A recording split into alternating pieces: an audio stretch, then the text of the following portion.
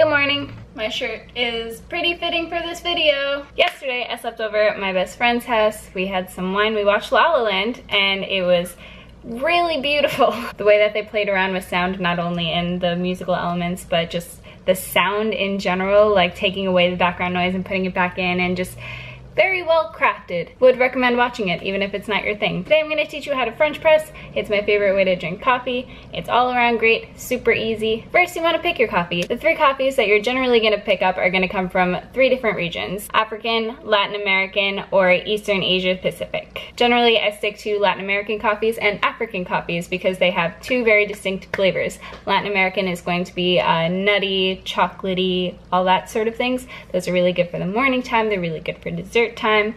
And then you have African coffees that have really high acidity, so those taste really good in the morning as well if you're eating a lot of fruit. If you're having oranges, just something to complement like juicy flavors. That's what we're going for today. We're going for Kenya because I'm definitely gonna have watermelon for breakfast. You're gonna heat up your stove, or in this case I have a hot plate. You wanna get your water to like not boiling, but for me I do it pretty much boiling.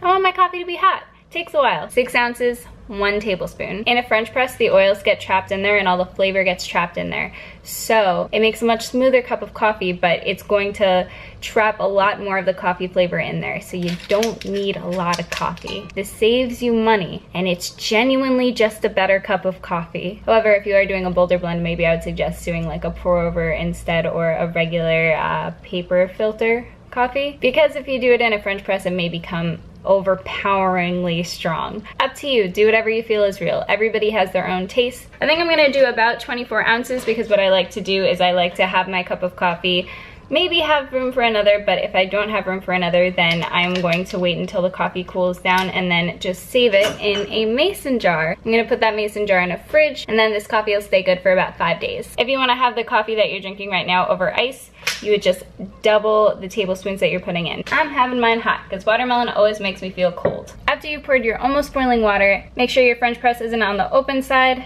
Cover it up. Wait 4 minutes. Once you're done pouring in your water and you're waiting for those 4 minutes, you want to make sure that this guy is up, because in 4 minutes we're just plunging it down. And when you plunge it down, you want to plunge it down real slowly, because otherwise some grinds might get in your coffee that you're about to drink. You don't want that.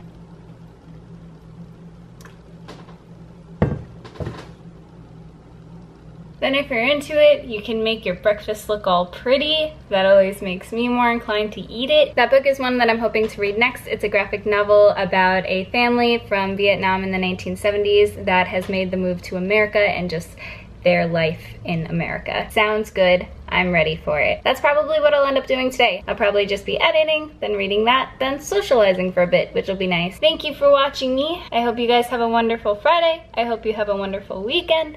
I hope you go out and invest in a French press because it is definitely worth it. Have a good one. Goodbye.